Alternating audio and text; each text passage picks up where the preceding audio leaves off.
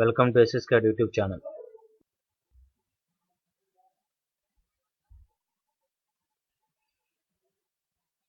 ఈరోజు మనం చెప్పుకోబోయే topic types of AC systems. So types of AC systems ఏంటి, ఎన్ని రకాలు అనేది ఇప్పుడు చూద్దాం. టైప్స్ ఆఫ్ ఏసీ సిస్టమ్స్ రెండు రకాలు. ఫస్ట్ వన్ వచ్చేసి direct refrigeration system, second one వచ్చేసి indirect refrigeration system.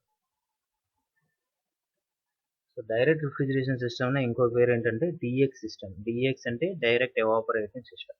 So direct evaporation system అన్న డైరెక్ట్ రిఫ్రిజిరేషన్ సిస్టమ్ అన్న ఒకటే. సో దీంట్లో వచ్చేసి మనకి కంప్రెసర్లో ఏదైతే రిఫ్రిజిరెంట్ కంప్రెస్ అవుతుందో అది కండెన్సర్లోకి వెళ్ళి కండెన్సర్లో కండెన్సేషన్ జరిగిన తర్వాత ఎక్స్పాన్షన్ వాల్వ్ గుండా డైరెక్ట్గా ఎవాపరేటర్ దగ్గరికి వెళ్ళి ఎవాపరేషన్ జరిగే ప్రాసెస్నే డైరెక్ట్ రిఫ్రిజిరేషన్ సిస్టమ్ అంటారు.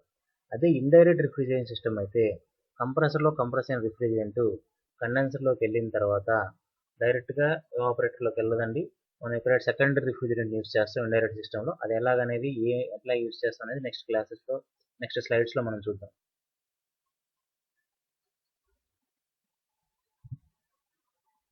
సో డైరెక్ట్ రిఫ్రిజిరేషన్ సిస్టంలో ఏ ఏసీలు ఉన్నాయి, ఎన్ని టైప్స్ ఆఫ్ ఎయిర్ కండిషన్స్ ఉన్నాయి మనం చూద్దాం. ఫస్ట్ వన్ వచ్చేసి విండో ఏసీస్, సెకండ్ వన్ వచ్చేసి స్ప్లిట్ ఎయిర్ కండిషనింగ్ సిస్టమ్. దీంట్లో వచ్చేసి మళ్ళీ 3 టైప్స్ ఉన్నాయి: floor mounted ACs, wall mounted AC and ceiling mounted AC. Ceiling mounted ఏసీని క్యాసెట్ ఏసీ అని కూడా అంటాం. నెక్స్ట్ వన్ వచ్చేసి split ducted or fan coil unit ducted ACs. Next one వచ్చేసి విఆర్ఎఫ్, విఆర్వి ఏసీస్. విఆర్ఎఫ్ అన్నా VRV అన్నా ఒకటే అండి.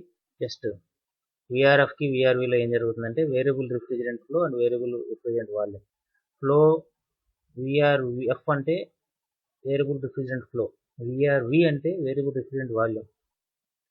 దానికి విఆర్ఎఫ్కి విఆర్వికి తేడా ఏంటంటే విఆర్ఎఫ్లో ఫ్లో వేరీ అవుతుంది, విఆర్విలో వాల్యూమ్ వేరీ అవుతుంది. Next package air conditioning system. So ఇప్పుడు 1 by 1 మనం ఇండెప్త్గా చూద్దాం. విండో ఏసీ అంటే ఏంటి, స్ప్లిట్ ఎయిర్ కండిషనింగ్ అంటే ఏంటి నెక్స్ట్ స్లైడ్స్లో.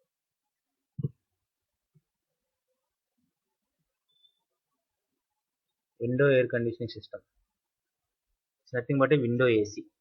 విండో ఏసీ అనేది వన్ ఆఫ్ ద ఏసీ, అంటే వన్ టైప్ ఆఫ్ ఏసీ అనమాట. దీంట్లో విండో ఏసీ ఎలా ఉంటుందంటే ఒక బాక్స్ మాదిరిగా ఉండి ఆ బాక్స్ లోపలే మనకి అన్ని fan blower and condenser, compressor, evaporator coils అన్నీ ఫిక్స్ చేసి ఉంటాయండి. సో వీటిని బేసికల్గా మనం విండోస్లో ఫిక్స్ చేస్తుంటాము. ఈ విండో ఏసీ అనేది ఒక బాక్స్ టైప్ అరేంజ్మెంట్గా ఉంటుంది. దీన్ని మనం విండోలో ఫిక్స్ చేసేటప్పుడు ఫస్ట్ హాఫ్ పార్ట్ వరకు విండోలో వస్తుంది, నెక్స్ట్ హాఫ్ పార్ట్ వరకు మనకు బయటికి విజిబుల్గా ఉంటుంది. ఆ బయటికి విజిబుల్గా ఉండే పార్ట్లోనే మనకి కండెన్సర్ కాయిల్స్ ఉంటాయి. కండెన్సర్ కాయిల్స్ బయటకు విజిబుల్గా ఉండడం వల్ల ఏంటంటే మనకి కండెన్సేషన్ ఫ్రీగా జరుగుతుంది, ఎయిర్ సర్క్యులేషన్ ఫ్రీగా జరుగుతుంది. అండ్ ఈ విండో ఏసీస్ని ఎక్కడెక్కడ యూస్ చేస్తామంటే మనం ఎక్కడైతే లో కెపాసిటీ ఏసీస్ కావాలి, తర్వాత వచ్చేసి లో బడ్జెట్లో మనం ఏసీలు పెట్టుకోవాలనుకున్నప్పుడు, తర్వాత as per the client requirement మనం యూస్ చేయడం జరుగుతుంది. అండ్ వీటి కెపాసిటీస్ వచ్చేసి చాలా తక్కువగా ఉంటాయండి. 1/2 టన్ నుంచి 2.5 టన్ వరకు ఉంటాయి. కాస్ట్ వైజ్ కూడా ఇవి మనకి తక్కువగానే లభిస్తాయి మార్కెట్లో. సో నెక్స్ట్ వన్ వచ్చేసి స్ప్లిట్ ఏసీస్. స్ప్లిట్ ఏసీస్ అంటే ఏంటి? సో స్ప్లిట్ ఏసీస్లో మన స్ప్లిట్ ఏసీస్ అనేది కూడా one of the AC type. దీంట్లో మళ్ళీ మనకి 3 టైప్స్ ఉన్నాయి: wall mounted, floor mounted, cassette or ceiling mounted. అసలు స్ప్లిట్ అంటే ఏంటి? ఇందాక విండో ఏసీలో మనం చూసాం. విండో ఏసీలో ఏంటి, అన్ని ఒక బాక్స్ టైప్ ఆఫ్ అరేంజ్మెంట్లో ఫిక్స్ చేస్తుంది. ఇక్కడ స్ప్లిట్ ఏసీ అంటే ఇండోర్ సపరేట్గా స్ప్లిట్ చేయబడి ఉంది అండ్ అవుట్డోర్ కూడా మనకు సపరేట్ చేయబడి ఉంది. దీన్ని బట్టి స్ప్లిట్ ఏసీ. సో దీంట్లో మనకి ఇండోర్ యూనిట్ ఎలా ఫిక్స్ చేస్తారు, అవుట్డోర్ యూనిట్ ఎలా ఫిక్స్ చేస్తారు, ఇండోర్ యూనిట్ ఎలా వర్క్ చేస్తుంది, అవుట్డోర్ యూనిట్ ఎలా వర్క్ చేస్తుంది, ఈ రెండింటికి మధ్య కనెక్షన్స్ ఎలా ఇస్తారు, ఈ ఇండోర్ యూనిట్లో ఏముంటాయి, అవుట్డోర్ యూనిట్లో ఏముంటాయి అనేది ఇప్పుడు మనం చూద్దాం స్ప్లిట్ ఏసీస్లో. సో స్ప్లిట్ ఏసీస్లో ఫస్ట్ వచ్చేసి వాల్ మౌంటెడ్ యూనిట్. సో ఏదైతే ఇండోర్ని మనం వాల్కి బిగించామంటే దాన్ని వాల్ మౌంటెడ్ యూనిట్ అంటాం. అవుట్డోర్ యూనిట్ వచ్చేసి మనం యాజ్ పర్ మన క్లయింట్ రిక్వైర్మెంట్ మనం ఎక్కడ కావాలంటే అక్కడ ఫిక్స్ చేసుకోవచ్చు. ఇప్పుడు ఇండోర్ని అవుట్డోర్కి కనెక్షన్ ఎలాగంటే రిఫ్రిజిరెంట్ ఫ్లో కోసం కాపర్ పైప్స్ అనేది మనం ఫిక్స్ చేస్తాం. డయాగ్రామ్లో చూస్తే క్లియర్గా చూపించడం జరిగింది. కాపర్ పైప్స్ కలర్తో పాటు రిప్రజెంట్ చేయడం జరిగింది అండ్ డ్రైన్ పైప్ చూపించడం జరిగింది. తర్వాత కమ్యూనికేషన్ కేబుల్ కూడా కలర్ టు కలర్ చూపించడం జరిగింది. సో ఇండోర్ యూనిట్లో ఏముంటాయంటే fan, blower and evaporator coil ఉంటాయి.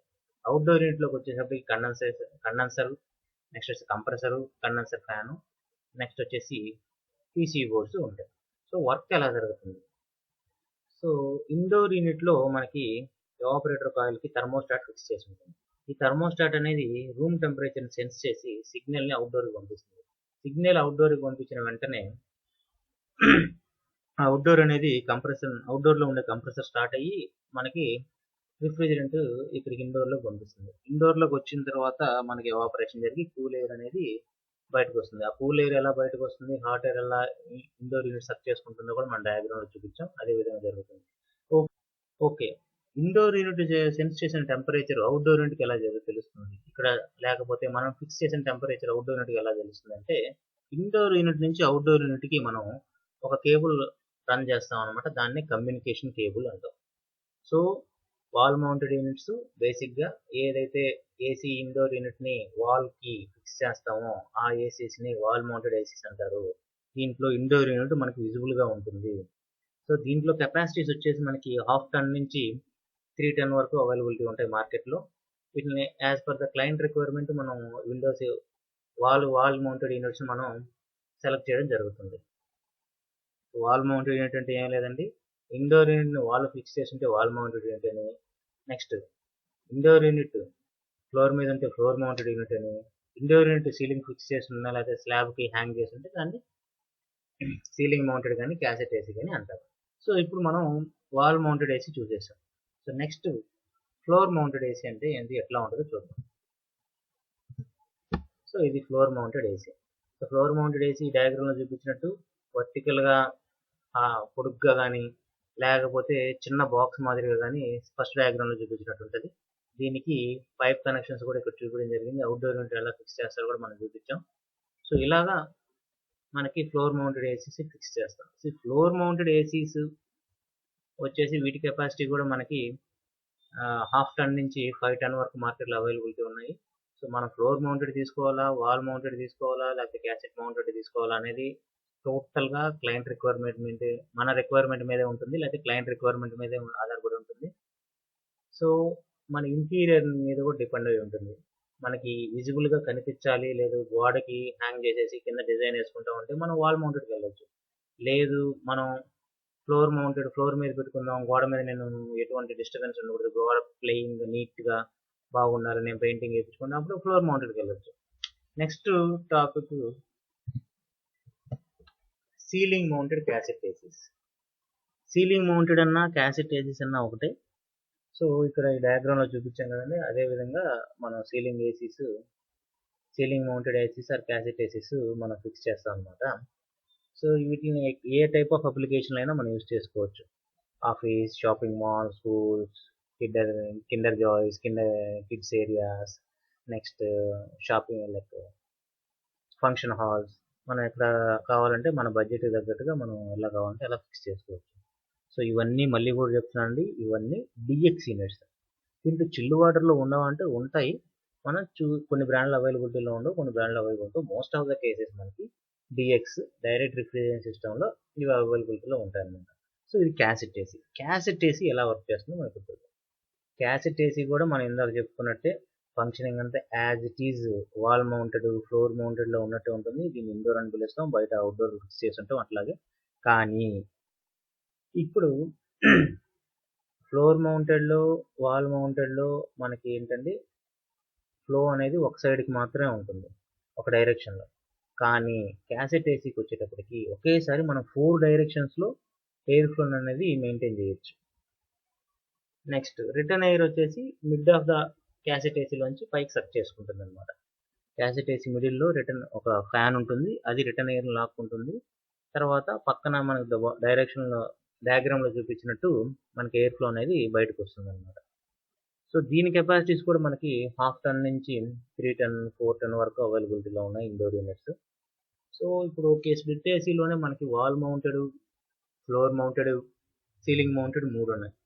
సో ఏది బెటరు, అసలు ఏది చూస్ చేసుకోవాలి, అసలు ఎందుకు చూస్ చేసుకోవాలి అనేది మనం చూసినట్లయితే, ఈ మూడిట్లో కూడా ఏదైనా సరే యాజ్ పర్ మన requirement and ceiling interiors. So మనకి ఇండోర్ యూనిట్ ఫ్లోర్ మీద కనిపించకూడదు, వాల్ మీద కనిపించకూడదు, అండ్ అన్ని డైరెక్షన్లో మనకి ఎయిర్ ఫ్లో మనకి కవర్ అవ్వాలి అనుకున్నప్పుడు ఏంటంటే మనం క్యాసెట్ ఏసీ తీసుకుంటాం. ఒకేసారి 4 డైరెక్షన్లో ఎయిర్ ఫ్లో జరిగి మనకి కూలింగ్ అనేది మెయింటైన్ చేస్తుంది. లేదు మనకి సీలింగ్ ప్లెయిన్గా ఉండాలి, సీలింగ్లో ఎటువంటి డిస్టర్బెన్స్ ఉండదు, నీట్గా ఉండాలి సీలింగ్లో, మనకి ఒక డైరెక్షన్లో ఎయిర్ వస్తే చాలు అనుకున్నప్పుడు ఏంటంటే మనం వాల్ మౌంటెడ్ ఏసీకి కానీ లేకపోతే ఫ్లోర్ మౌంటెడ్ ఏసీకి కానీ వెళ్తాం. ఓకే, సో ఇప్పుడు వీటన్నిటిలో అడ్వాంటేజెస్ దేనికి ఎక్కువ ఉన్నాయంటే మనకి క్యాసెట్ ఏసీకి ఎక్కువ అడ్వాంటేజెస్ ఉన్నాయి. ఏదైనా మనం మూవ్ చేయలేం ఫిక్స్ చేసిన తర్వాత. కానీ క్యాసెట్ ఏసీలో వాళ్ళ అడ్వాంటేజ్ ఏంటంటే ఒకేసారి అన్ని డైరెక్షన్లో కూలింగ్ చేయొచ్చు అనమాట. ఇప్పుడు వాల్ మౌంటెడ్ తీసుకున్నాం అనుకోండి, ఒక డైరెక్షన్లోనే ఎయిర్ ఫ్లో వస్తుంది. తర్వాత ఫ్లోర్ మౌంటెడ్ చూసుకుంటే కూడా లెఫ్ట్ రైట్ టాప్ బాటమ్ ఇస్తుంది, అంటే దాని రేంజ్ వరకే ఇస్తుంది. అదే క్యాసెట్ చూసుకుంటే దాని సరౌండింగ్స్ చుట్టూ 4 వైపులా ఒకేసారి కూల్ చేస్తుంది అన్నమాట. సో ఇది ceiling mounted ACs or cassette ACs గురించి. అండ్ వీటి బడ్జెట్ గురించి మాట్లాడుకుంటే ఫ్లోర్ మౌంటెడ్కి, క్యాసెట్కి అండ్ వాల్ మౌంటెడ్ ఏసీస్ యూనిట్కి ప్రైస్లో పెద్ద తేడా ఉండదండి, చాలా తక్కువ తేడానే ఉంటుంది. అండ్ సర్వీసింగ్ విషయంలో అయితే మనం ఫ్లోర్ మౌంటెడ్ ఏసీ యూనిట్స్ని ఈజీగా సర్వీస్ చేయొచ్చు, తర్వాత వాల్ మౌంటెడ్ ఏసీ యూనిట్స్ని కొద్దిగా ఈజీ సర్వీస్ చేయొచ్చు. క్యాసెట్ ఏసీస్ కూడా ఈజీగానే సర్వీస్ చేయొచ్చు. As comparing to wall mounted and floor mounted, cassette AC little difficult to do the service and all this things. And installation ప్రాసెస్లో కూడా మన ఫ్లోర్ మౌంటెడ్ ఏసీని ఈజీగా install చేయొచ్చు. తర్వాత క్యాసెట్ వాల్ మౌంటెడ్ రెండు సేమ్ అండి, పెద్ద డిఫరెన్స్ ఏముంటుంది ఇన్స్టాలేషన్లో, డిఫికల్టీస్ రెండు ఒకే విధంగా ఉంటుంది.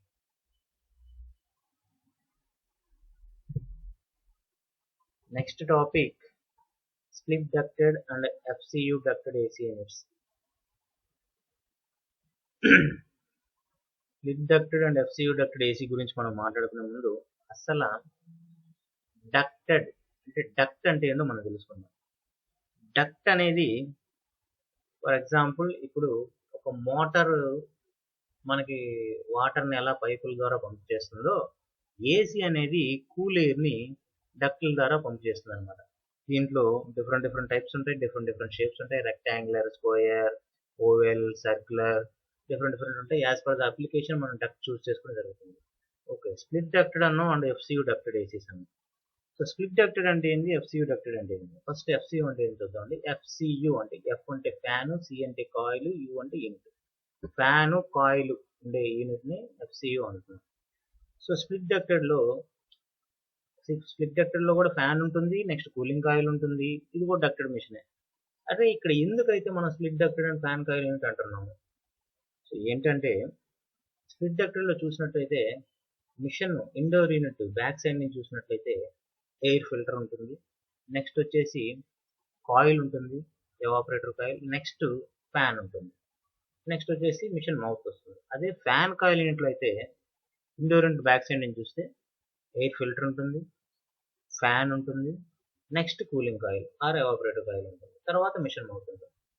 So this is the difference. And fan positioning మాత్రమే తేడా ఈ రెండింటిలో, తర్వాత పర్ఫార్మెన్స్ వైజ్ కూడా తేడా వస్తుంది, అండ్ కెపాసిటీలో కూడా తేడా వస్తుంది.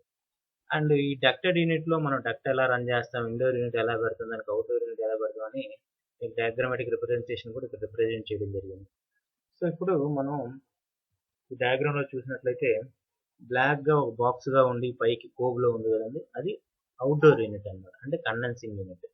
తర్వాత సిమెంట్ కలర్లో ఉండేది వచ్చేసి split ducted AC unit, indoor unit అనమాట. సో ఈ రెండింటిని ఎలా కనెక్ట్ చేస్తామంటే యాజ్ ఇట్ ఈజ్ మనం ఇంతకు ముందు అయితే స్ప్లిట్ ఏసీస్ ఎలా కనెక్ట్ చేస్తామో అదే విధంగా ఒక అవుట్డోర్కి ఒక ఇండోర్ని మాత్రమే కనెక్ట్ చేస్తాం. కానీ వీటిలో అడ్వాంటేజ్ ఏంటంటే wall mounted, floor mounted, next ceiling mounted ఏసీలో మనం ఫ్లోని కంట్రోల్ చేయలేం అనమాట. ఈ ఏరియాలో నాకు ఇంత ఫ్లో కావాలి, ఈ ఏరియాలో ఇంత ఫ్లో కావాలి అండ్ ఫ్లోని మూవ్ చేయలేం. ఈ ఒక ఏరియాలో మిషన్ పెట్టి for example wall mounted unit వాల్కి బిగించి నాకు పక్క రూమ్లో ఎయిర్ ఫ్లో కావాలి అనేటట్టు మనం మెయింటైన్ చేయాలన్నమాట. కానీ డక్టెడ్ యూనిట్స్లో ఏంటంటే మిషన్ ఒక రూమ్లో పెట్టినా ఇంకో రూమ్లో కూడా మనం సప్లై అనేది ఇవ్వచ్చు. అది ఎట్లా చేస్తామంటే డక్ట్లు అనే అరేంజ్మెంట్ యూస్ చేసి డక్ట్కి ఎడ్జెస్లో గ్రిల్స్ డిఫ్యూజర్స్ని మనం ఎయిర్ టెర్మినల్స్ అంటాం. వాటిని పెట్టుకొని మనకి ఎక్కడ ఎయిర్ ఫ్లో కావాలంటే అక్కడ మనం ఎయిర్ ఫ్లో ఇవ్వడం అనేది జరుగుతుంది అనమాట. సో ఇక్కడ మనం ఇంకో అడ్వాంటేజ్ కూడా ఏంటంటే డక్టెడ్ యూనిట్స్లో మనం ఎయిర్ ఫ్లోని కూడా కంట్రోల్ చేయొచ్చు అనమాట. ఫర్ ఎగ్జాంపుల్ ఒక రూమ్కి 100 CFM కావాలి, ఇంకో రూమ్కి 200 CFM కావాలంటే కూడా మనం VCDs, VAVs అనే అరేంజ్మెంట్స్ పెట్టుకొని ఇన్సైడ్ ద డక్ట్ మనం ఇవన్నీ కంట్రోల్ చేయొచ్చు. తర్వాత థర్మోస్టాట్ విషయానికి వస్తే దీనికి థర్మోస్టాట్ ఇండోర్ యూనిట్కి థర్మోస్టాట్ వైర్తో కనెక్ట్ చేసి ఉంటుంది. ఫిక్స్డ్ థర్మోస్టాట్ అనమాట. అంటే వాల్కి థర్మోస్టాట్ ఫిక్స్ చేసేసి ఉంటుంది. మిగతా ఈ wall mounted, floor mounted, ceiling mounted ఆ మిషన్లో చూసినట్లయితే మనకి పోర్టబుల్ రిమోట్ టైప్లో ఉండే థర్మోస్టాట్ ఇస్తారు. పోర్టబుల్ రిమోట్ ఇస్తారు. ఇక్కడ ఏంటంటే థర్మోస్టాట్ రిమోట్లో వస్తుంది అండ్ మిషన్లో కూడా వస్తుంది. 2 థర్మోస్టాట్లు వస్తాయి అన్నమాట. సో మిషన్లో ఉండేదాన్ని థర్మోస్టాట్ అనడం కంటే సెన్సింగ్ బల్బ్ అని కూడా అనొచ్చు.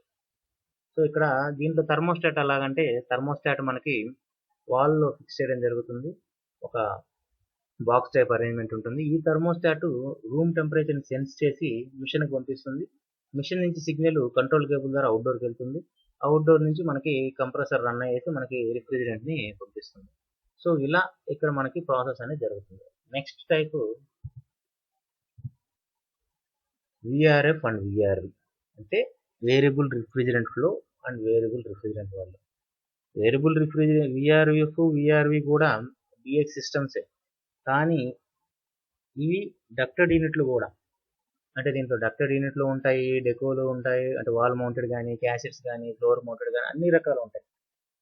సరే అట్లాంటప్పుడు మనం దీన్ని డక్టెడ్ యూనిటే స్ప్లిట్ డక్టెడ్ లేకపోతే fan coil unit wall mounted అనొచ్చు కదా, ఎందుకు VRF, VRV అంటున్నాము? సో ఇక్కడ పేరులోనే ఉందండి variable refrigerant flow are variable refrigerant volume. అంటే రిఫ్రిజిరెంట్ ఫ్లోలో కానీ వాల్యూమ్లో కానీ వేరీ అవుతూ ఉంది as per the requirement. So ఈ VRF సిస్టమ్ని కానీ VRV సిస్టమ్ని కానీ మనం ఎక్కడ యూజ్ చేస్తాం, ఎలా యూజ్ చేస్తాం ఇప్పుడు చూద్దాం. ఫర్ ఎగ్జాంపుల్ ఒక కాలేజ్ ఉంది, లేకపోతే ఆఫీస్ ఉంది. ఆఫీస్లో డిఫరెంట్ రూమ్స్ ఉంటాయండి. మేనేజర్ రూమ్ అని, క్లర్కల్ రూమ్ అని చెప్పేసి, ఆఫీస్ అసిస్టెంట్ రూమ్స్ అని చెప్పేసి, సాఫ్ట్వేర్ రూమ్స్ అని, సాఫ్ట్వేర్ పీపుల్ రూమ్స్ అని, HR రూమ్స్ అని డిఫరెంట్ రూమ్స్ ఉంటాయి. డిఫరెంట్ రూమ్స్లో డిఫరెంట్ టైప్స్ ఆఫ్ మనం ఇండోర్స్ యూజ్ చేస్తాం. క్యాసెట్సా, వాల్ మౌంటెడా, ఫ్లోర్ మౌంటెడా, లేకపోతే డక్టెడా, అవి depends upon the interior and depends upon the preferences. So ఇట్లా యూజ్ చేసినప్పుడు అన్నిటికీ ఒక్కొక్క అవుట్డోర్ పెట్టామనుకోండి, మనకి అవుట్డోర్లకి స్పేస్ సరిపోదన్నమాట. అంటే స్పేస్ కంజెస్టెడ్గా ఉన్నప్పుడు. నెక్స్ట్ వచ్చేసి పవర్ కూడా అన్ని మిషన్లు ఆన్లో ఉన్నాయనుకోండి, పవర్ కన్జంప్షన్ కూడా ఎక్కువ అవుతుంది. డిఫరెంట్ మిషన్లకి డిఫరెంట్ అవుట్డోర్కి పెట్టినప్పుడు. సో VRF సిస్టమ్ ఏం చేస్తుందంటే ఒక అవుట్డోర్ మల్టిపుల్ ఇండోర్స్కి రిఫ్రిజిరెంట్ అనేది సప్లై చేస్తుంది. సో అది ఎలా చేస్తుంది, ఇది ఎలా వర్క్ అవుతుందో చూద్దాం. So first of all indoors అన్ని రూముల్లో డిఫరెంట్ ఫిక్స్ చేసేసారు. సో తర్వాత అవుట్డోర్ యూనిట్ కూడా లొకేషన్ చేసుకొని లొకేట్ చేసేసారు. సో ఇప్పుడు దీంట్లో మెయిన్ కాన్సెప్ట్ ఏంటంటే piping and controlling. So piping ఎలా చేస్తారంటే అవుట్డోర్ నుంచి ఒక మెయిన్ పైప్ రన్ చేస్తారు సప్లై అండ్ రిటర్న్కి, అంటే గ్యాస్కి, లిక్విడ్కి. సో దాంట్లోంచి మనకి ఏ ఇండోర్ దగ్గరగా for example main pipe line వెళ్తూ ఉంది, అక్కడ ఇండోర్ నెంబర్ 1 ఉంది, దానికి ఒక బ్రాంచ్ వెళ్తుంది. ఆ బ్రాంచ్ వెళ్ళేటప్పుడు రఫ్ నట్ జాయింట్ అనే ఒక వై షేప్లో ఉండే జాయింట్ని యూజ్ చేస్తారు.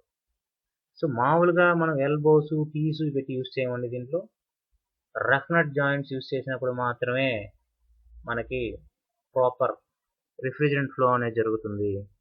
సో రఫ్ నట్ జాయింట్స్ యూజ్ చేసి అన్ని మిషన్ని మనం కనెక్ట్ చేయడం జరుగుతుంది, gases pipe and liquid pipe. తర్వాత ఇప్పుడు 10 రూములు ఉన్నాయి. 10 రూముల్లో అన్ని మిషన్లు రన్ అవుతున్నప్పుడు అవుట్డోర్ యూనిట్ ఫుల్గా రన్ అవుతుంది, హై స్పీడ్లో రన్ అవుతుంది. నాకు 4 రూముల్లోనే మిషన్లు రన్ అవుతున్నాయి, మిగతా 6 రూముల్లో మిషన్లు రన్ కావట్లేదు. అప్పుడు ఆటోమేటిక్గా అవుట్డోర్ యూనిట్ తక్కువ పని చేస్తే సరిపోతుంది కదా, అన్ని రూములకి రిఫ్రిజిరెంట్ ఫ్లో పంపించాల్సిన అవసరం లేదు కదా. సో దాన్ని కంట్రోల్ చేసేదానికోసం ఏంటంటే మనం కంట్రోల్ వైరింగ్ చేస్తాం. కంట్రోల్ వైరింగ్ చేసి అన్ని ఇండోర్ యూనిట్స్ని లూప్లో పెడతాం. కంట్రోల్ వైరింగ్ లూప్ టైప్లో చేస్తాం అనమాట. లూప్ చేసి అవుట్డోర్ యూనిట్లో ఉండే విఎఫ్డి డివైస్కి కనెక్ట్ చేస్తాం. విఎఫ్డి డివైస్ అంటే వేరియబుల్ ఫ్రీక్వెన్సీ డ్రైవ్. ఈ విఎఫ్డి డివైస్ కంప్రెసర్ యొక్క స్పీడ్ని కంట్రోల్ చేస్తుంది యాజ్ పర్ ద ఈ విఎఫ్డి డివైస్ అనేది కంప్రెసర్ యొక్క స్పీడ్ని కంట్రోల్ చేస్తుంది as per the refrigerant requirement. అంటే మనకి ఎంత రిఫ్రిజిరెంట్ కావాలో అంత మాత్రమే కంప్రెసర్ కంప్రెస్ చేసి పంపించేటట్టుగా ఈ విఎఫ్డి అనేది మానిటర్ చేస్తూ ఉంటుంది. 10 మిషన్లకు కావాలంటే 10 మిషన్లకు చేసేటట్టు, 8 మిషన్లకు కావాలంటే 8 మిషన్లకు చేసేటట్టు చేస్తుంది. సో ఓకే, మళ్ళీ ఫర్ ఎగ్జాంపుల్ 5 మిషన్లకే ఇస్తున్నాం, 10 మిషన్లకి, మిగతా 2 మిషన్లకు కావాలి. ఆటోమేటిక్గా దాంట్లో ఉండే మనం మిషన్ ఆన్ చేయగానే దాంట్లో ఉండే థర్మోస్టాట్స్ టెంపరేచర్ని సెన్స్ చేసి అవుట్డోర్ యూనిట్లో ఉండే విఎఫ్డికి సిగ్నల్ పంపిస్తుంది. విఎఫ్డి వచ్చేసి కంప్రెసర్ సిగ్నల్ పంపిస్తుంది. కంప్రెసర్ ఆటోమేటిక్గా మనకి ఎంత రిఫ్రిజిరెంట్ కావాలో అంత రిఫ్రిజిరెంట్ని ప్రొడ్యూస్ చేసేసి అన్ని యూనిట్స్కి సప్లై చేస్తుంది. సో ఇది. సో అడ్వాంటేజెస్ ఏంటి అండ్ డిసడ్వాంటేజెస్ ఏంటి? అవుట్డోర్ యూనిట్కి స్పేస్ లేకుండా ఉండే ఏరియాల్లో అండ్ మల్టీ ఇండోర్ యూనిట్స్ మనం యూజ్ చేసేటప్పుడు విఆర్ఎఫ్ సిస్టమ్ కానీ విఆర్వి సిస్టమ్ కానీ వెళ్ళడం బెటర్. ఎందుకంటే 20 ఇండోర్లు పెట్టేటప్పుడు, 20 రూమ్లకి 20 ఇండోర్లు పెట్టేటప్పుడు 20 అవుట్డోర్లు ఉపయోగించడం కంటే ఒకే అవుట్డోర్ ఉపయోగించడం స్పేస్ కలిసి వస్తుంది, ఈజీ మెయింటెనెన్స్ కూడా.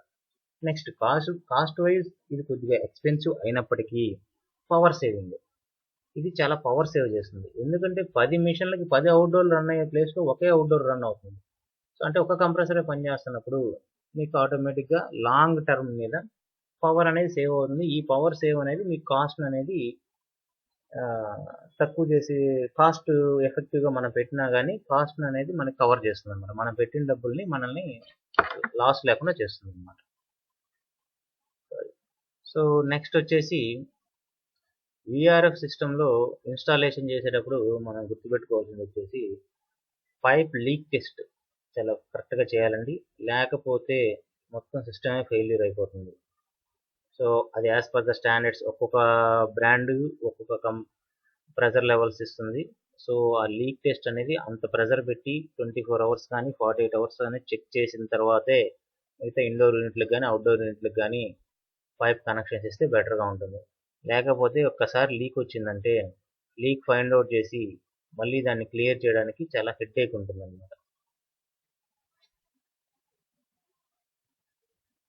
Next topic package air conditioning system. Package air conditioning system.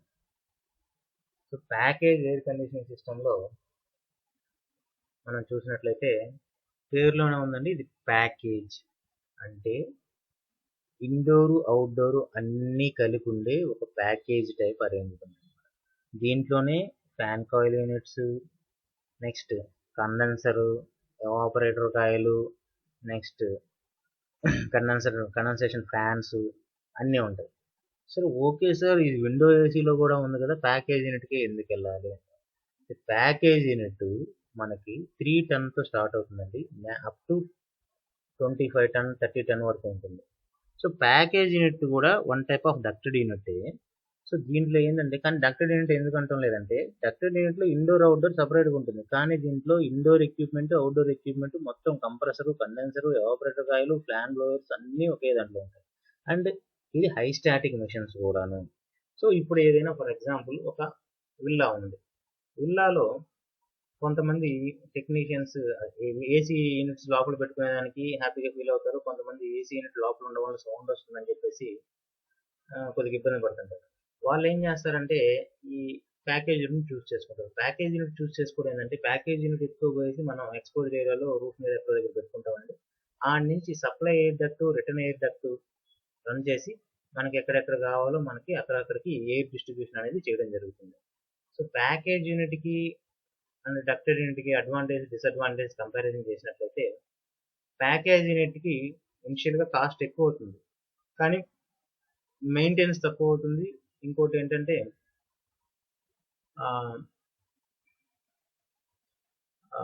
Ducted units 3-4 వాడే ఏరియాల్లో మనం ఈ ప్యాకేజ్ యూనిట్ ఒక దాన్ని కూడా యూజ్ చేయొచ్చు. సో ఆటోమేటిక్గా పవర్ కూడా సేవ్ చేయొచ్చు అనమాట మనం. అండ్ మెయింటెనెన్స్ ఈజీ, ఒకే దగ్గర ఉంటుంది కాబట్టి యూనిట్ ఎటువంటి డిస్టర్బెన్స్ ఉండదు, సీలింగ్ పైన ఉండదు, సీలింగ్ తీయాల్సిన అవసరం ఉండదు, మనకి ఎక్స్పోజ్ ఏరియాలో ఉంటుంది కాబట్టి ఈజీగా మెయింటైన్ చేయొచ్చు. ఏదైనా ట్రబుల్స్ వచ్చినా కానీ టెక్నీషియన్స్కి చాలా ఫ్రీగా ఉంటుంది. అదే డక్టెడ్ యూనిట్స్లో అయితే కొద్దిగా కష్టం అండి, సీలింగ్ పైన ఉంటాయి, ఇన్విజిబుల్గా ఉంటాయి కాబట్టి సో మెయింటెనెన్స్ చేసేటప్పుడు కానీ ఏదైనా ప్రాబ్లం వచ్చినప్పుడు కానీ మిషన్ రిపేర్ చేయాలన్నా లేకపోతే రిమూవ్ చేసి దాన్ని సర్వీస్ చేయాలన్నా కానీ కొద్దిగా కన్జెస్టెడ్గా ఇబ్బందికరంగా ఉంటుంది. అదే ప్యాకేజ్ యూనిట్లో ఏం ఉండదు. ఓకే, ఇప్పుడు విఆర్ఎఫ్కి ప్యాకేజ్ యూనిట్కి నెక్స్ట్ వచ్చేసి డక్టెడ్ సిస్టంలో చూసుకున్నట్లయితే విఆర్ఎఫ్ కాస్ట్లీ అయినప్పటికీ మనకి హై ఎఫెక్టివ్గా పనిచేస్తుంది డక్టెడ్ యూనిట్లో. డక్టెడ్ అండ్ విఆర్ఎఫ్లో కంపేర్ చేసుకుంటే ఎక్కువ మిషన్లు ఉన్నప్పుడు విఆర్ఎఫ్కి వెళ్ళడమే better. And ducted VRF and package యూనిట్లు చూసుకున్నప్పుడు అయితే మనం ప్యాకేజ్ యూనిట్కి వెళ్ళడమే బెటర్. ఎందుకంటే విఆర్ఎఫ్కి డక్టింగ్ చేయాలి, విఆర్ఎఫ్లో కూడా డక్టింగ్ మిషన్ చూస్ చేసుకునేటప్పుడు అయితే విఆర్ఎఫ్కి డక్టింగ్ చేయాలి, ప్యాకేజ్ యూనిట్కి డక్టింగ్ చేయాలి. తర్వాత వచ్చేసి ఇండోర్ యూనిట్లు ఎక్కువ ఫిక్స్ చేయాలి దాంట్లో అయితే. దీంట్లో ఇండోర్ యూనిట్ ఫిక్స్ చేయ అవసరం లేదు దీంట్లో, ఎందుకంటే ప్యాకేజ్ యూనిట్లో ఇండోర్ అవుట్డోర్ మిక్స్ అయి ఉంటుంది కాబట్టి ఒక దగ్గర మిషన్ పెట్టేస్తాం, ఆటోమేటిక్గా రన్ చేస్తాం. In case different machines use చేస్తున్నాం, వాల్, ఫ్లోర్, సీలింగ్ మౌంటెడ్ అనేక రకాలైన మిషన్లు, అప్పుడు ఏంటంటే మనకి ప్యాకేజ్ యూనిట్తో చూసుకుంటే విఆర్ఎఫ్ మిషనే బెటర్.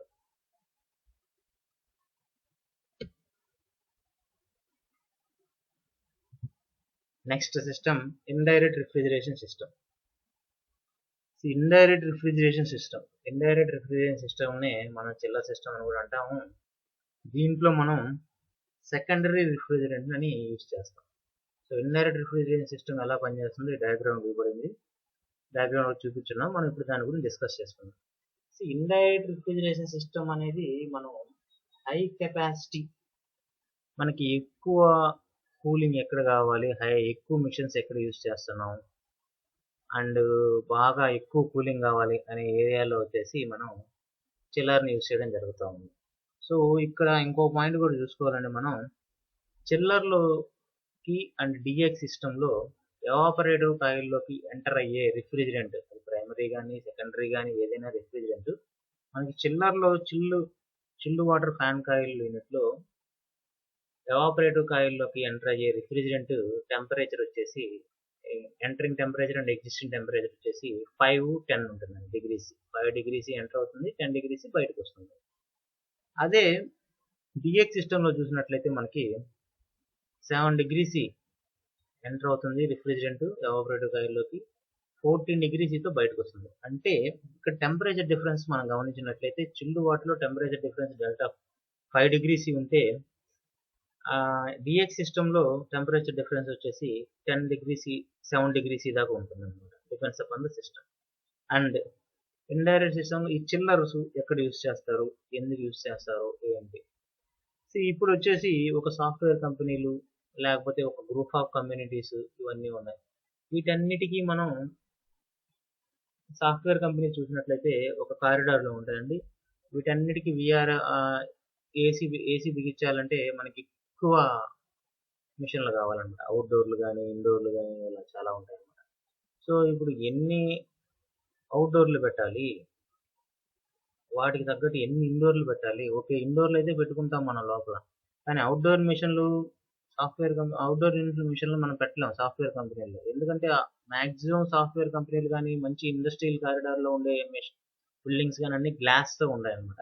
సో అవుట్డోర్ యూనిట్లు పెట్టేదానికి అంత మనకి స్పేస్ ఉండకపోవచ్చు. సో అలాంటి టైంలో ఏం చేస్తామంటే మనం ఆ బిల్డింగ్స్కి స్టార్టింగ్లో కింద గ్రౌండ్ ఫ్లోర్స్లో కానీ బేస్మెంట్లో కానీ మనం పంప్ రూమ్స్ అనే అరేంజ్ చేసుకొని, పంప్ రూమ్లో మనం పంప్స్, హీట్ ఎక్స్చేంజర్స్ ఇవన్నీ అరేంజ్ చేసుకొని మనం చిల్డ్ వాటర్ సిస్టమ్ అనేది రన్ చేస్తాం. సో ఈ పంప్ రూమ్ నుంచి మనకి ఆ బిల్డింగ్లో ఉండే యొక్క ఎఫ్సియు యూనిట్స్కి మనం సెకండరీ రిఫ్రిజిరెంట్ అనేది రన్ చేస్తాం. సో ఇక్కడ సెకండరీ రిఫ్రిజిరెంట్ అంటున్నాము, ప్రైమరీ రిఫ్రిజిరెంట్ అంటున్నాము, ఏంటి తేడా.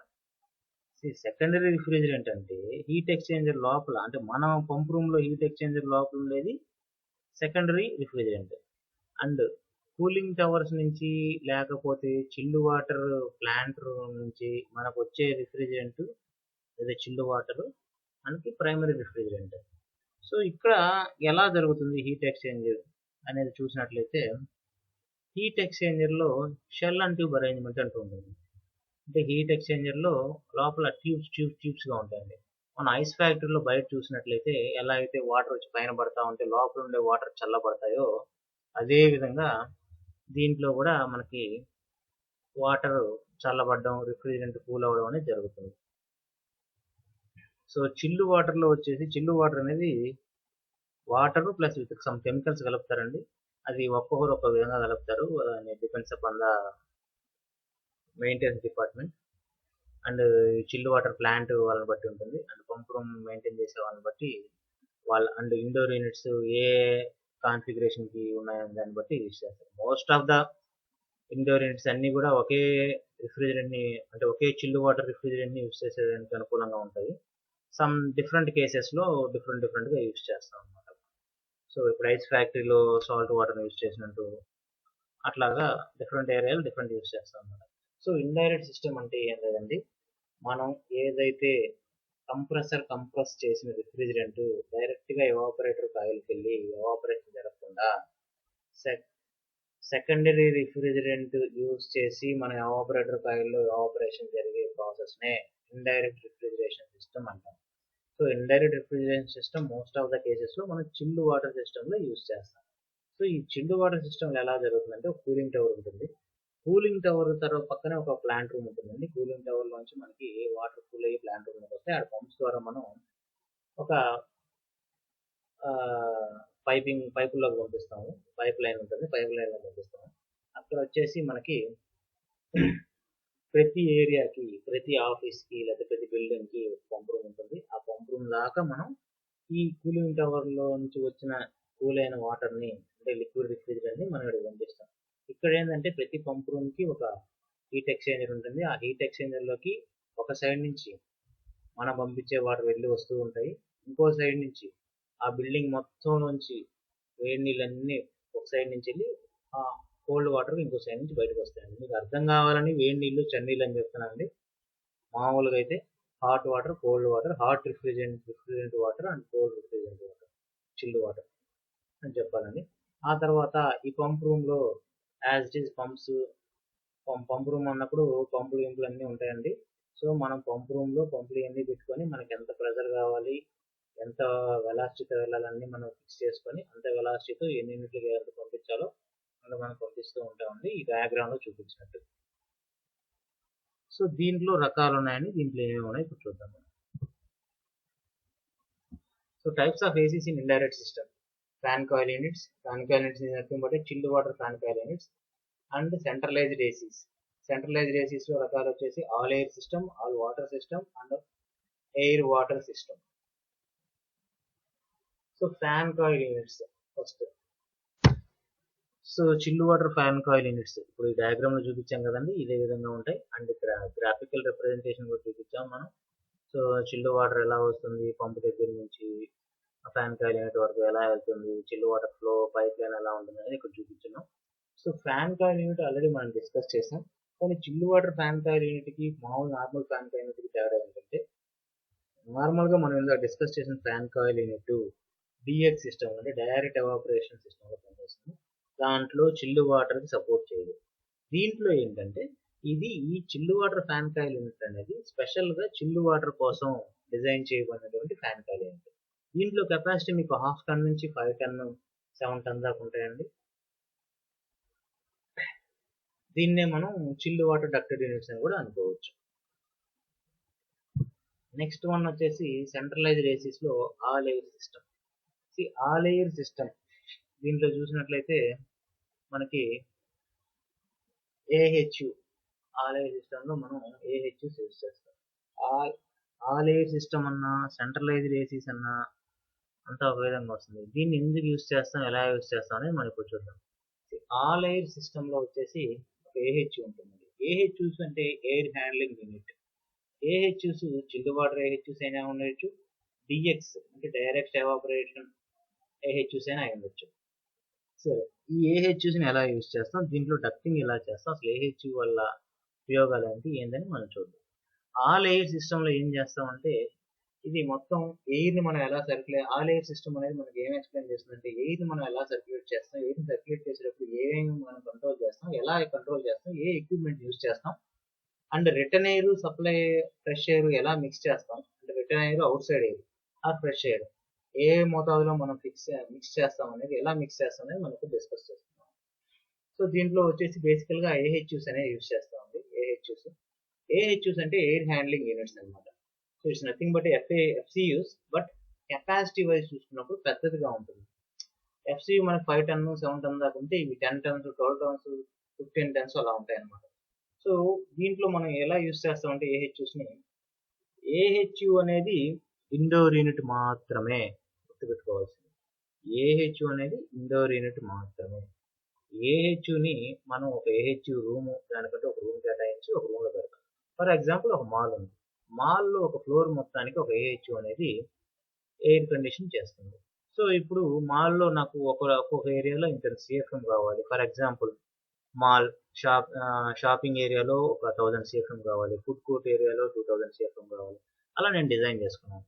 సో ఏహెచ్యులో నుంచి వచ్చే గాలిని, చిల్డ్ ఎయిర్ని మనం with the help of ducts we are going to be circulate all areas.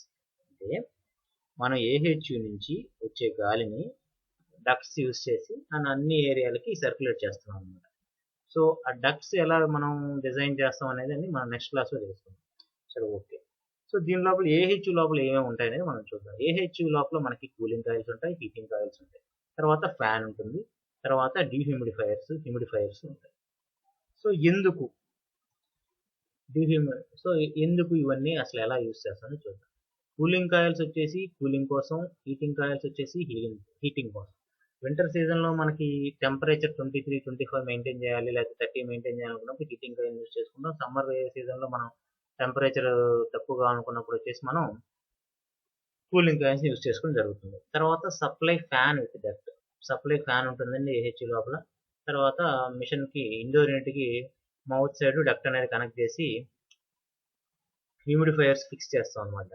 Humidifiers ఎందుకు ఫిక్స్ చేస్తామంటే, గాలిలో తేమను మెయింటైన్ చేసేదానికి, మనం హ్యూమిడిఫికేషన్ మెయింటైన్ చేసేదానికి హ్యూమిడిఫైయర్స్ అనేది మనం యూజ్ చేస్తాం అనమాట.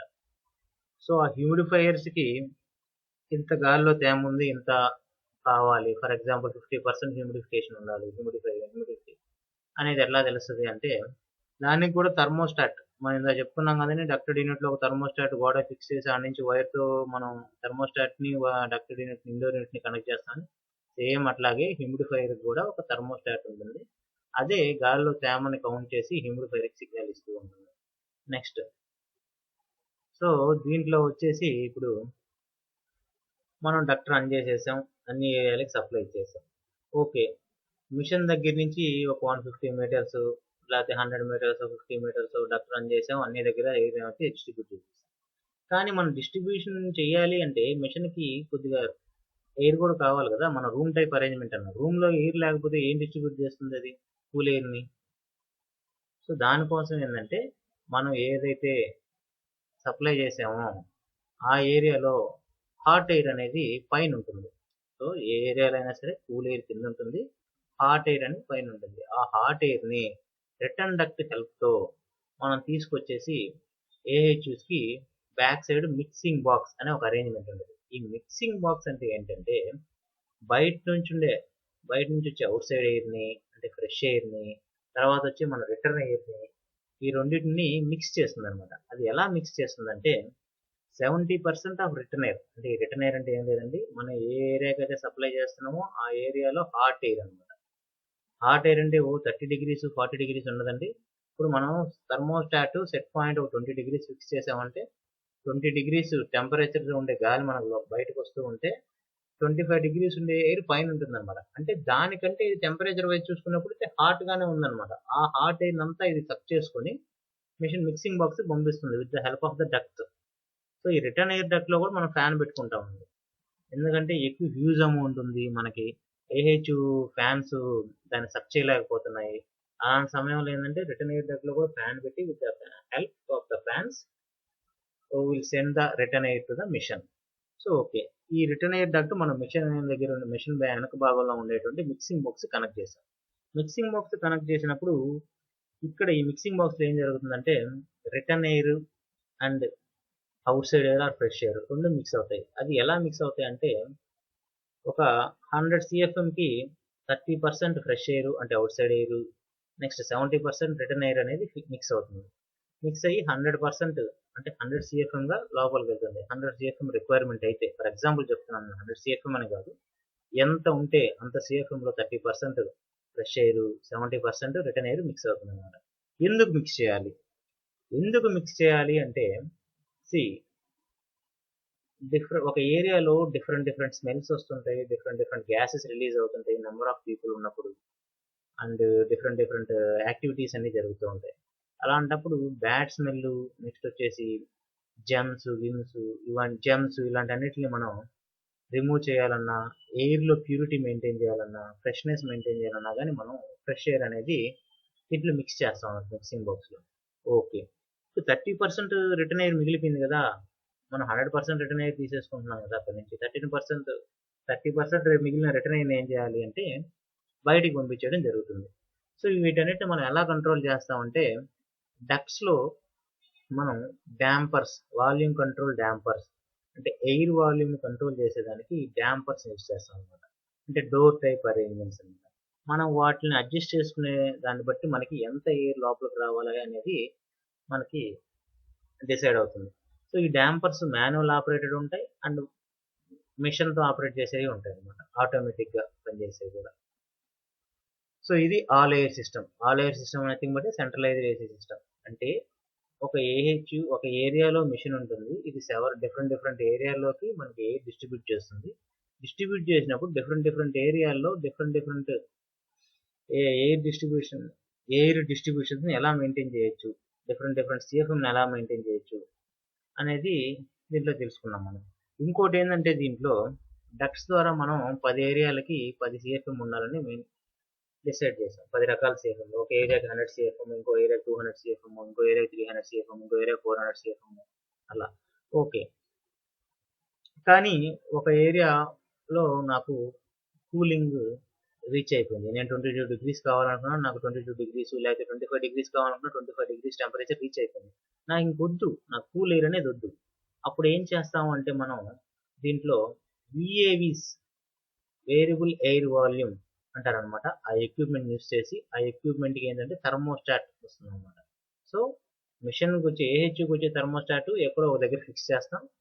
ఇట్లా మనకి జోన్ల వైజ్ కంట్రోల్ చేసుకోవాలంటే, ఎయిర్ ఫ్లోని జోన్ వైజ్ కంట్రోల్ చేసుకోవాలనుకున్నప్పుడు ఏంటంటే మనం VAVs అనేది యూస్ చేసి దానికి థర్మోస్టాట్ వస్తుంది. ఈ థర్మోస్టాట్ ఎప్పుడైతే టెంపరేచర్ సెట్ పాయింట్ రీచ్ అయింది అని సెన్స్ చేస్తుందో టెంపరేచర్ని, ఆటోమేటిక్గా VAVకి లోపల ఒక డోర్ టైప్ అరేంజ్మెంట్ ఉంటుంది, దాన్ని క్లోజ్ చేసేస్తుంది. అప్పుడు డక్ట్లోంచి VAVకి వచ్చిన గాలి VAVని దాటి రూమ్లోకి రావాలన్నమాట. సో అలాగే VAV అరేంజ్మెంట్స్ కూడా చేసి మనం దీంట్లో ఎయిర్ డిస్ట్రిబ్యూషన్ చేస్తాం అనమాట. Next system all water system. ఇది ఆల్ వాటర్ సిస్టమ్ అనేది టోటల్లీ చిల్డ్ వాటర్ సంబంధించింది. దీంట్లో చూసినట్లయితే చిల్డ్ వాటర్లో వాటర్ సర్క్యులేషన్ ఎలా జరుగుతుందో మనం చూద్దాం. ఇక్కడ ఏం లేదండి, ఒక పంప్ రూమ్ ఉంటుంది. పంప్ రూమ్లో మనం ఇలా డిస్కస్ చేసినట్టే హీట్ ఎక్స్చేంజర్స్ ఉంటాయి. హీట్ ఎక్స్చేంజర్స్ దగ్గర నుంచి పంప్కి వాటర్ వస్తుంది, చిల్డ్ వాటర్. తర్వాత పంప్స్ అనేది వచ్చేసి as per the requirement pressure and velocity maintain చేస్తూ అన్ని ఫ్యాన్ కాయిల్ యూనిట్లకి ఆర్ డక్టెడ్ యూనిట్లకి ఏదైతే ఏ యూనిట్స్ ఉంటే ఆ టైప్ ఆఫ్ యూనిట్లు అన్నిటికి చిల్డ్ వాటర్ పంపిస్తుంది. ఓకే, చిల్డ్ వాటర్ పంపిస్తుంది, కానీ చిల్డ్ వాటర్ ఫ్లోని ఎలా మనం మెయింటైన్ చేస్తాం అనేది కూడా ఒకటి పాయింట్ ఉంటుంది. అండ్ ఏదైనా ప్రాబ్లం వచ్చింది, దాని ఫ్లోని ఎలా కంట్రోల్ చేస్తాం. తర్వాత మనకి మనం పంపించే చిల్డ్ వాటర్ మిషన్లోకి వెళ్ళాల్సిన అవసరం లేదు. అంటే మిషన్ మనం సప్లై చేసే ఏరియాలో కూలింగ్ అనేది సెట్ పాయింట్ రీచ్ అయిపోయింది, 22 degrees కానీ 23 degrees కానీ మనం సెట్ చేసుకుంటే ఆ టెంపరేచర్ రీచ్ అయిపోయింది. అలాంటప్పుడు చిల్డ్ వాటర్ మిషన్ లోపలికి వెళ్ళాల్సిన అవసరం ఉండదన్నమాట. సో అప్పుడు ఎలాగా వీటన్నిటిని కంట్రోల్ చేసేదానికి మనం ఫ్లో కంట్రోల్ వాల్వ్స్ అనేది యూజ్ చేస్తాం. సో ఇప్పుడు ఓవరాల్గా chilled water pipe line pumping ఎలా జరుగుతుందో, పైపింగ్ కనెక్షన్స్ ఎలా ఉంటాయని మనకు చూద్దాం. ఫస్ట్ పంప్ రూమ్ ఉంటుంది. పంప్ రూమ్ నుంచి మనకు పంప్స్ ద్వారా అన్ని ఎఫ్సిఎల్కి చిల్డ్ వాటర్ పైప్స్ అనేది కనెక్ట్ చేస్తాం. Supply and return, supply pump and return pipe అంటే chilled water supply, chilled water return అనే 2 పైపులు కనెక్ట్ చేస్తాం. సో రెండిట్లో కూడా ఫ్లో కంట్రోల్ వాల్స్ ఉంటాయండి. అంటే ball valve, gate valve and PRVs, pressure regulating valves కూడా ఉంటాయి. సో ఇప్పుడు flow control valve, gate valves ఎందుకు యూజ్ చేస్తామంటే ఫ్లోని స్టాప్ చేయడానికి లేదా స్టార్ట్ చేయడానికి, అంటే ఆపేసేదానికి లేదా రన్ చేసేదానికి. తర్వాత బాల్ వాల్స్ ఎందుకు యూజ్ చేస్తామంటే ఫ్లో కంట్రోల్ చేసేదానికి. నాకు మనం చిల్డ్ వాటర్ని మనం జీపీఎంలో కొలుస్తామండి.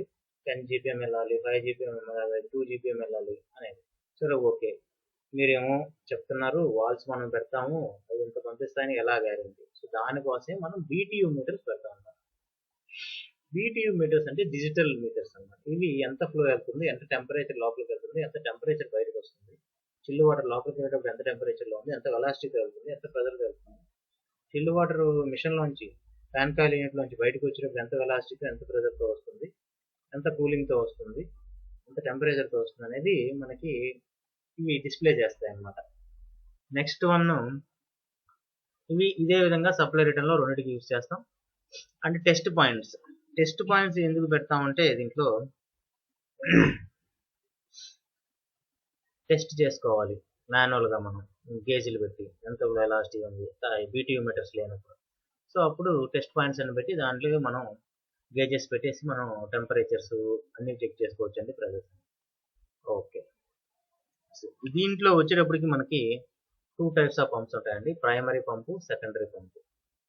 ప్రైమరీ పంపు అంటే ఏంటి, సెకండరీ పంప్ అంటే ఏంటి? ప్రైమరీ పంప్ అంటే chilled water return pump, secondary pump అంటే chilled water supply pump. So ఇది చాలా ఇంపార్టెంట్ అండి. చాలా మంది ప్రైమరీ పంప్ అంటే చిల్డ్ వాటర్ సప్లై పంప్ అనుకుంటారు. ఇప్పుడు నేర్చుకునే వాళ్ళు, స్టార్టింగ్ స్టేజ్లో ఉండేవాళ్ళు. రిటర్న్ సెకండరీ పంప్ అంటే రిటర్న్ పంప్ అంటారు. కాదండి, ప్రైమరీ పంప్ అంటే ఫ్యాన్ కాయిల్ యూనిట్ దగ్గర నుంచి చిల్డ్ వాటర్ని కలెక్ట్ చేసి హీట్ ఎక్స్చేంజర్కి పంపించేది. సెకండరీ పంప్ అంటే హీట్ ఎక్స్చేంజర్ దగ్గర నుంచి చిల్డ్ వాటర్ని కలెక్ట్ చేసి ఫ్యాన్ కాయిల్ యూనిట్కి సప్లై చేసేది. సో ఈ డయాగ్రామ్లో చూపించినట్టు మనకి పైప్ కనెక్షన్స్ తర్వాత ఇలా ఉంటాయి. సో చిల్డ్ వాటర్లో కూడా వచ్చేసి మనం ఏహెచ్యూస్ ఉంటాయి, చిల్డ్ వాటర్లో ఫ్యాన్ కాయిల్ యూనిట్స్ ఉంటాయి. As per the cooling calculations మనం మిషన్ అనేది సెలెక్ట్ చేయడం జరుగుతుంది. సో ఇది ఆల్ వాటర్ సిస్టమ్. సో ఇక్కడ ఆల్ వాటర్ సిస్టంలో ఇంకోటి ఏంటంటే water cool chillers. Water cool chillers మనం ఎక్కువ యూజ్ చేస్తాం ఆల్ వాటర్ సిస్టమ్. ఎందుకంటే ఎయిర్ కూల్ చిల్లర్స్ ఉన్నాయనుకోండి, అది ఎయిర్ కూల్ చిల్లర్ సిస్టమ్ అవుతుంది. ఇక్కడ ఏంటంటే మొత్తం మనం వాటర్ యూజ్ చేస్తాం, వాటర్ కూల్ చిల్లర్స్ యూజ్ చేస్తాం అనమాట. So water cool chillers use చేయడం వల్ల కూలింగ్ టవర్స్ పెట్టుకొని మనం వాటర్ కూల్ చిల్లర్స్ యూజ్ చేసేదాన్ని ఆల్ వాటర్ సిస్టమ్ అంటారు. Next air water system. So దీంట్లో చూసినట్లయితే మనం ఎయిర్ వాటర్ సిస్టమ్ అంటున్నారు. ఎయిర్ వాటర్ సిస్టమ్ అంటే ఎయిర్ అంటే చిల్లర్స్ లోనే ఎయిర్ వాటర్ సిస్టమ్ వస్తుంది. దీంట్లో ఎయిర్ కూల్ చిల్లర్స్ అండ్ అంటే ప్లాంట్ ఎయిర్ కూల్ చిల్లర్స్ అయినా ఎయిర్ కూల్ చిల్లర్స్ ఉంటుంది. నెక్స్ట్ వచ్చేసి